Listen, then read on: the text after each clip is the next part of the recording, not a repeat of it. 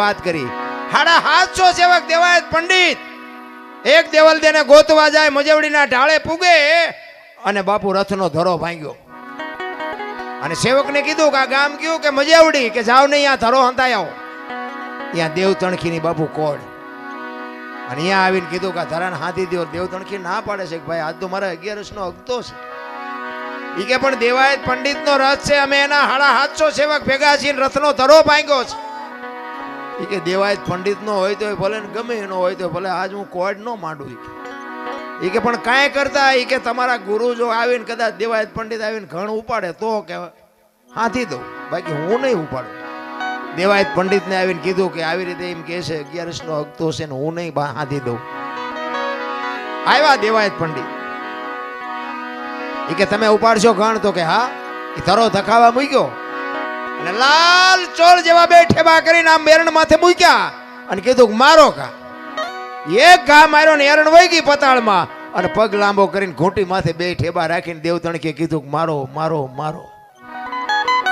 વિચાર કરજો શું તમે એનું ભજન કરવાના હતા ભલા. એક થકથકતા બાપુ ધરાને પગની ઘૂંટી ઉપર રાખી અને ઘણના ઘા કરી અને એ ધરો હાંધ્યો હોય છે. એ મહાપુરુષો કહેવાય છે. ઈ 10 20 કે 25 ઘા માર્યા, ધરો હંતાઈ ગયો, પણ દેવાયત પંડિતના હાથમાંથી ઘણ પડી ગયો કે આ મહાપુરુષ કોણ છે. દેવ તણખીને પૂછે છે કે આપ કોણ છો? એ કે હું તો આ ગામનો લુહાર છું, લોટા ટીપું. એ કે હું દેવાયત પંડિત તમારી સામે ઉભો છું, આ ઘૂંટી ઉપર રાખીને ધરો તમે હાંધ્યો. તમે લુહાર નહીં પણ કાંઈક તમે ઊંચી મૂર્તિ છો. પછી દેવ તણખી કે ઈ જે હોય પણ તમે કિનપા જાઓ છો? ઈ કે દેવલ દેને ગોતવા. ઈ કે સરનામું છે? ઈ કે સરનામું ને તો કે ક્યાં ગોતવા જાય છે? વિચાર તો કરો. દેવાયત પંડિત ને પરસ્યો વાળી દીધો. આજની વાતું તેદી એને કરી. ધરતી ઉપર હેમર હાલશે, હુનાનગર ની મોજા લક્ષ્મી લૂંટાય, લોકો તણી નહીં થાય રાડ ફરિયાદ. બાપુ કાંઈક વાતું કરી. બાપનું કીધું બેટા નહીં કરે, ઘરે ઘરે લાજુ નહીં કાઢે ને કાંઈક બાપુ દીકરાનું કીધું કે બાપ નહીં કરે, બાપનું કીધું દીકરી નહીં કરે, ફેશન ને બેસન ને પાણી પડી કે પાણી વેસાય ને કાંઈક દેવાયત પંડિતે વાત કરી. આજની હજારો વર્ષ પહેલા ઈ દેવાયત પંડિત ને દેવ તણખીએ પરસ્યો વાળી દીધો. તો દેવ તણખી કેવો હોય છે? ઈ કે દેવલ દેને તમે લઈ આવ્યા ત્યારે તમે કાંઈ કીધું તું? તો કે હા. કે હું કીધું તું?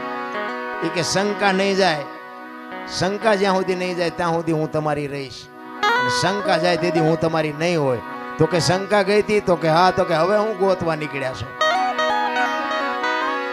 અરે મારા રામ દેવાયત પંડિત બાપુ ધ્રુજી ગયો કરે આ મહાપુરુષ અને દેવ તણખીના ઘરેથી બાપુ દેવલ દેને બહાર કાઢ્યા. તો કયો પુરુષ છે? શું આપણે વાત કરી ભલામણા ભજનની? ભજન તો ઉગે પણ વાવતા નથી આવડતું. ખારા પાટમાં વાવો તો બાપુ ગાંડા બાવળિયા ન ઉગે. કારણ કે તમારે અને મારે કાંઈક મેળવવું છે પણ ગુમાવવું નથી. એમ નામ મળે નહીં. 92 લાખ માળવાનો ધણી ભરથરી છે ને, જોજો વિચાર કરજો કે પિંગળાનો એક ઇતિહાસ એવો છે કે અશ્વપાળ પાસે રાતે ગઈ હતી અને ભરથરી આ જોઈ ગયો ને આમ થયું ને તેમ થયું ને આવી બધી વાતો છે. એ વાત ખોટી છે એવું મારો દાવો નથી, પણ હું તમને એક વાત કહું કે 92 લાખ માળવાનો ધણી હોય એનું બૈરું આવું જેવું તેવું હોય? એવું હોય જ નહીં. પણ આમાં શું છે કે સાચો ઇતિહાસ બધા દબાવી રાખ્યો છે. પાદરી ઉથડક વાતો કરે. આ રામાયણમાં છે ને, રામાયણમાં તે બાપુ કેટલી ઊંધી વાતો ચિતરી નાખી છે. રામાયણ છે કાંઈક જુદી ને દુનિયા ઊંધી કરી નાખી છે. એ 92 લાખ માળવાનો ધણી ભરથરી પિંગળા વગર બાપુ એક સેકન્ડ નો રહે કે ઈ પિંગળાને છોડીને બાપુ સાધુ બની ગયો હોય છે. કેમ બન્યો હોય છે? વિચાર કરજો. એકવાર ભરથરી બાપુ શિકાર કરવા માટે જાય છે. 2-5 સૈનિકો છે હારે. એ શિકાર કરીને વળ્યા ને ત્યારે એક ગામની બાજુમાંથી નીકળ્યા અને એમાં કોઈક ભાઈ ગુજરી ગયેલો ને શમશાન યાત્રા નીકળી. એ શમશાન યાત્રા જાતી હતી ને વાંહે એક બેન માથા પસાડતી જાતી, વાળ તોડતી જાતી.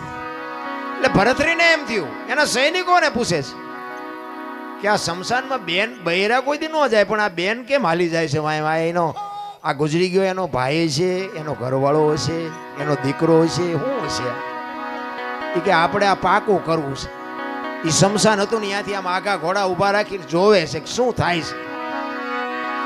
એ લાકડા બાકડા ગોઠવીને ભાઈને ગોઠવી દીધો અને બેન બધાને કગરે છે કે મને જવા દો, હવે મારું 17 વયું ગયું, મારે આ દુનિયામાં જીવીને હવે શું કામ છે. એટલે કોઈ છોડતા નથી ને પછી બેન ને બાપુ સત ચડ્યું ને એ જણના હાથમાંથી જોંટ મારી નીકળી જાય, હળગતી અગ્નિમાં બાપુ એ દીકરી વહી ગઈ અને ભાડ ભાડ ભાડ ભાડ મંડી હળગવા.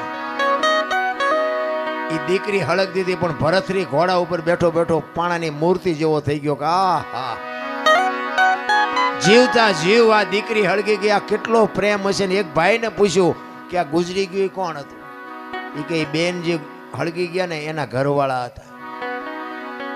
ભરતરીને વિચાર થાય કે આહા, પતિ પત્નીનો કેટલો પ્રેમ, જીવતા પોતાનું દેહનું બલિદાન કરવું, આ કેવડી મોટી વાત. એને બાપુ ક્યાંય હક નથી. ભરતરીને ઘરે આવ્યો, ઘરે આવીને બાપુ આમ સોફા ઉપર બેહી, હિંડોળા ઉપર બેહી અને વિચાર કરે છે. પિંગળા પૂછે છે કેમ આજ કઈ બોલતા નથી, પાણી લઈ આવું, ચા લઈ આવું, જમવા લઈ આવું? એ કે પિંગળા આજ મેં એક સપનું એવું જોયું ને, એક ચિત્ર એવું જોયું કે મારું મગજ હજી કામ નથી કરતું. પિંગળા કહે છે કે એવું શું તમે જોઈને આવ્યા છો કે તમને હક નથી? તમે તો રાજા છો. એ કે વાત હાજી, પણ એક ગામની બાજુમાંથી અમે નીકળ્યા ને એ એક ભાઈ ગુજરી ગયા હતા અને એના ઘરવાળા એની પત્ની હતી ને એ ભાઈને હળગાવ્યો ને હળગતી અગ્નિમાં બાપુ એ દીકરી ભડ ભડ ભડ હળગી ગઈ. હું તો જોઈ રહ્યો, મને હજી મારા હૃદયમાં બાપુ ચેન નથી પડતું. અને પછી પિંગળા કહે છે કે અગ્નિ મૂકી હતી કે એની હાથે પ્રગટ થઈ હતી? કે ના, અગ્નિ તો મૂકી હતી. તો એ તો 3જા નંબરનો પ્રેમ કહેવાય, એમાં શું મોટી વાત હતી. જોજો ઇતિહાસ એમ નામ ન બને. ઈ અગ્નિ જો મૂકી હોય તો એ 3જા નંબરનો પ્રેમ કહેવાય. અને ભરતરી વિચાર કરતો તો હારો 2જા નંબરનો કેવો હોય છે, 1લા નંબરનો કેવો હોય છે. એ પિંગળાને કહે છે કે તો મને આ તમે મને ખુલાસો તો કરો, આ 2જા નંબરનો પ્રેમ કોને કહેવાય, 3જા નંબરનો કોને કહેવાય? ત્યારે એમ કહે છે કે અગ્નિ આપી ને 3જા નંબરનો છે અને જમણા પગના આંગોઠેથી એની હાથે પ્રગટ થાય ને એ 2જા નંબરનો છે. તો કે 1લા નંબરનો? કે 1લા નંબરનો પ્રેમ ઈ છે કે પોતાની પત્નીને એનો ધણી ગુજરી ગયો એવી વાત જ્યાં કાને પડે અને શ્વાસ અંદર હોય તો બહાર નો નીકળે ને બહાર હોય તો અંદર નો જાય, ખોળિયામાંથી જીવ નીકળી જાય, આનું નામ 1લા નંબર. હવે આવું આપણા બૈરા કે એટલે આપણે આપણા બૈરાને પૂછ્યું કે ન પૂછ્યું તું મને કેટલા નંબરનો કરે છે? આપણે કઈ હારા તો એટલા બધા નથી જ તે.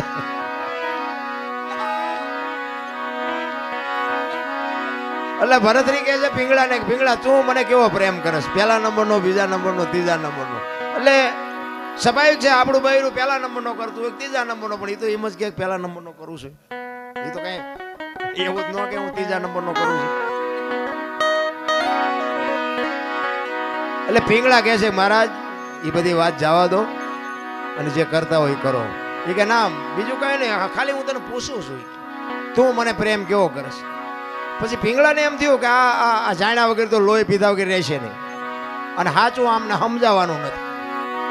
તેથી પિંગળા કહે છે મહારાજ, મહારાજ તમને હું પ્રેમ 1લા નંબરનો કરું છું, પણ અખતરો ન કરતા ને રોતા નહીં આવડે. જો અખતરો કર્યો તો દરબાર રોતા નહીં આવડે. 1લા નંબરનો પ્રેમ કરું છું. એ કે ના ના એવું કઈ નહીં કરવું, પણ આપણે હકણા રહી. 400 મહિનાનો સમય થયો ને બાબુ, એને મનમાં વાત જાતી નહોતી કે મારે પિંગળાની પરીક્ષા કરવી છે. એમાં એકવાર ફરીને શિકાર કરવા ગયા અને એના ભાઈ વિક્રમસિંહ ભેગા છે. વિક્રમને કહે છે કે જા તું મારો ઘોડો ને તારો ઘોડો બે લઈને રાજમાં જા અને તારી ભાભી પૂછે કે તમારા ભાઈ ક્યાંય ગયા તો તારે કહેવાનું સિંહના શિકારમાં કાયમ આવી ગયા, સિંહે મારી નાખી. એ કે પણ મોટા ભાઈ રહેવા દો ને, આ શું કામ આ ખેલ કરો? નહીં કંઈક નહીં બનવાનું, કંઈક બની જાય તો હેરાન થઈ જવું. કે તું મને મોટો ભાઈ માનતો હોય ભલે, રાજા માનતો હોય ભલે, મારી આજ્ઞાનું તારે પાલન કરવું પડે.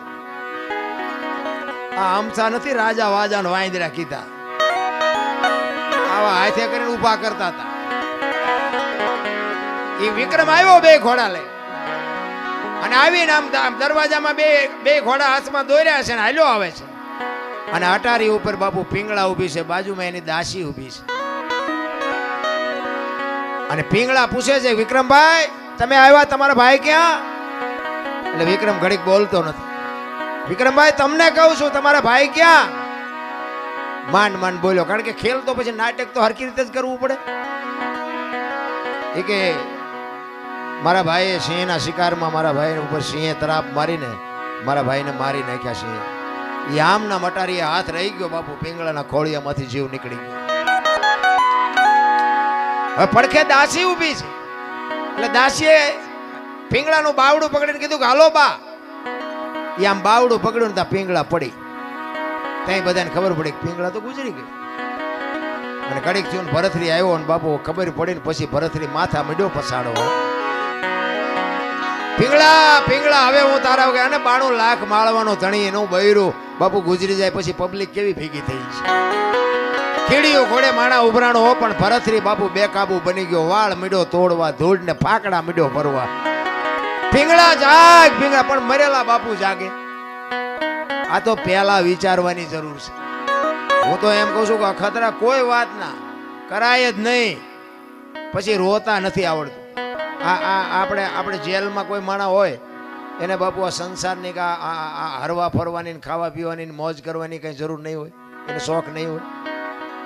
આપણને દુઃખ થાય ખરું, આ 10 વરા 20 વરા 25 વરા જેટલી જેલ હોય એમને કોઈનું મોઢું નહીં જોવાનું, એક 4 દિવાલો વચ્ચે જિંદગી કાઢવાની.